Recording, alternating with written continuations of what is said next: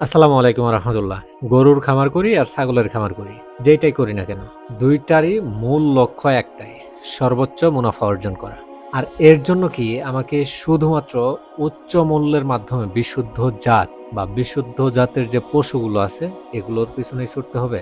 আজকের ভিডিওতে আমরা পশুপালনের জগতে একটি গভীর প্রচলিত ধারণা, একটি মিথ ভেঙে দেব। আজকের পর্বে আমরা প্রমাণ করব যে শুধু বিশুদ্ধ জাতের উপর নির্ভর করে খামার না করে বরং একটি ভিন্ন কৌশল অবলম্বন করলে আমরা খামার থেকে বহুগুণ বেশি লাভ অর্জন করতে পারব। আজকের ভিডিওতে আমরা এমন একটি বৈজ্ঞানিক ধারণার পর্দা সরিয়ে দিব যেটা আমাদের গরু এবং ছাগলের দুধ বা মাংস উভয়ই উৎপাদনের ক্ষেত্রে অপ্রত্যাশিতভাবে ইতিবাচক ফলাফল এনে দেবে ইনশাআল্লাহ।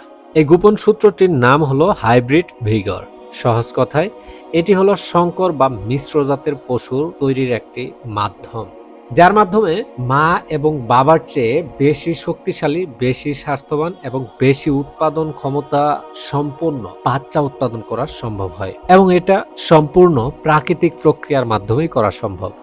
যখন আমরা জেনেটিকভাবে ভিন্ন দুইটা পশুর মধ্যে প্রজনন ঘটাই তখন তাদের সন্তানদের মধ্যে উভয়ের অর্থাৎ মা এবং বাবার সবচেয়ে ভালো বৈশিষ্ট্যগুলো একসাথে মিশ্রিত হয়। এই জেনেটিক বৈচিত্র্যই সংকর পশুকে পিওর ব্রিডের যে পশুগুলো আছে, পিওর ব্রিডের যে গরু এবং ছাগলগুলো আছে সেগুলোর তুলনায় আরো মজবুত ও শক্তিশালী এবং উৎপাদনশীল করে গড়ে তোলে। এর ফলে যেটা হয়, প্রথমত হলো দ্রুত বৃদ্ধি।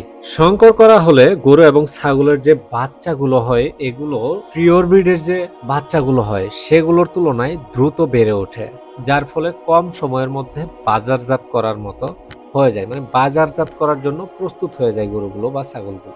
দ্বিতীয়ত হলো উচ্চ উৎপাদনশীলতা।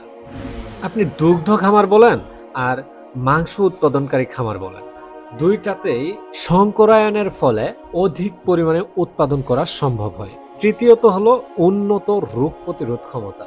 জেনেটিক বৈচিত্র্যের কারণে তাদের রোগ প্রতিরোধ ক্ষমতা তুলনামূলকভাবে আরো বেশি বেড়ে যায়। এর অর্থ হলো আপনার খামারের চিকিৎসা খরচ কমে যাবে এবং গরুর বা ছাগলের মৃত্যুর হার কমে যাবে। চতুর্থত হলো খাপ খাইয়ে নেওয়ার ক্ষমতা। সংকর গরু এবং ছাগলগুলো আপনার স্থানীয় যে জলবায়ু বা পরিবেশ এর সাথে ভালোভাবে মানিয়ে নিতে পারে, যা তাদের দীর্ঘমেয়াদী স্বাস্থ্য নিশ্চিত করে এবং আপনার খামারে দীর্ঘদিন প্রোডাকশন দিতে পারে। বিশুদ্ধ জাতের যে পশুগুলো এগুলোর একটি প্রধান সমস্যা সেটা হলো জেনেটিক দুর্বলতা। একটি নির্দিষ্ট বৈশিষ্ট্য বজায় রাখতে গিয়ে তাদের মধ্যে প্রায়শই ইনব্রিডিং এর ঘটনাগুলো ঘটে যায়। এর ফলে তাদের রোগ প্রতিরোধ ক্ষমতা কমে যায়, তারা পরিবেশের সামান্য পরিবর্তন হলো অসুস্থ হয়ে পড়ে, বংশগত যে বিভিন্ন রোগগুলো আছে এগুলো পরবর্তী বংশধরের মধ্যে পর্যায়ক্রমে ছড়িয়ে পড়ে। এই দুর্বলতাগুলোর কারণে তাদের যত্ন নিতে অনেক বেশি অর্থ ব্যয় হয় এবং সময় অনেক বেশি লাগে, যার জন্য আপনার চূড়ান্ত যে লাভটা সেটার পরিমাণ কমে যায়। সংকর পশুর ক্ষেত্রে এই দুর্বলতাগুলোর অনেক ক্ষেত্রে কম দেখা যায়। তারা একই পরিমাণে খাবার খেয়ে বেশি উৎপাদন করে এবং একই পরিবেশে থেকে তাদের চিকিৎসা খরচও তুলনামূলকভাবে কম লাগে। তাই প্রাথমিক খরচ কম এবং দীর্ঘমেয়াদী ভালো ফলন দিয়ে সংকর পশুরাই আপনার খামারের আসল লাভের উৎস হয়ে দাঁড়ায়। আমি গরুর খামারি হই আর ছাগলের খামারি হই, আমাকে আজকে এই সত্যটা মেনে নিতেই হবে। লাভের জন্য শুধুমাত্র বংশমর্যাদার পিছনে ছুটা যাবে না, বৈজ্ঞানিক উপায়ে হাইব্রিড ভিগর বা সংকর করার সুবিধা নিতে হবে আমাদেরকে। কম ঝুঁকি, কম খরচ এবং বেশি উৎপাদনশীলতা, এটাই হলো আধুনিক পশুপালনের লাভের চাবিকাঠি।